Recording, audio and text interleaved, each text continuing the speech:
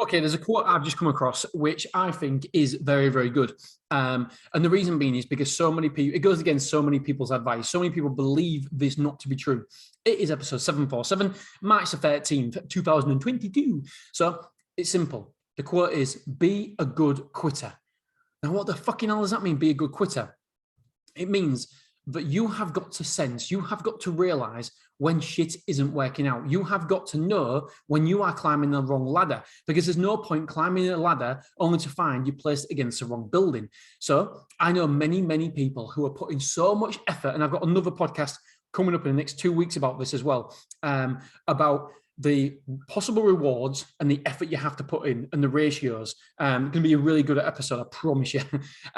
So I know loads of people who build in businesses who are trying so hard and putting so much effort into it, when really the best thing they could do is quit because it hasn't got any legs.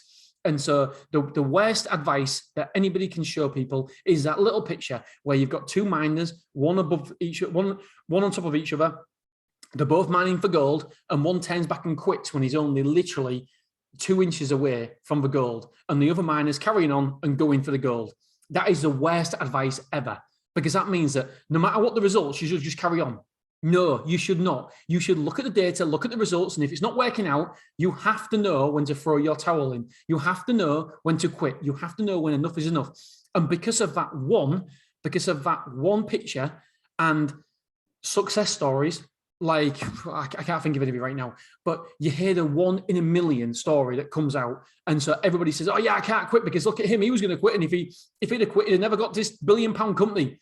That's 1 in a million. That's 1 in a billion. That is very, very unlikely to happen to you. You have to let the data give you the information. You have to follow the data. You can't follow your emotional input to certain things because you're emotionally charged.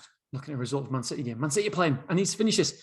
So you have to look at the data. You can't be emotionally reckless. You can't be emotionally involved. You can't be making decisions emotionally. And that is what so many people are doing. They're looking at the hours they've put in, the money they've put in. But just because you put hours in and money in, it doesn't mean the correct thing to do is keep going.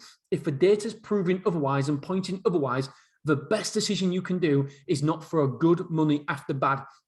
The best decision you can do is not throw good time after bad time.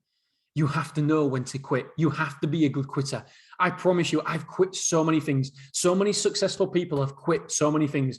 Steve Jobs, how many things did he start before this? Gary Vee, how many things did he start before this? How many things as Richard Branson started and failed? You only hear about the successes. We've all started and failed so many things, but you only hear about my successes. You only hear about other people's successes. And so therefore, all you do is continue and carry on with something you know is broken.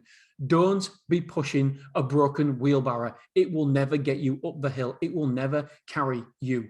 All right, my friends, that's all I've got to say. I love you. I appreciate you. And I'll see you tomorrow.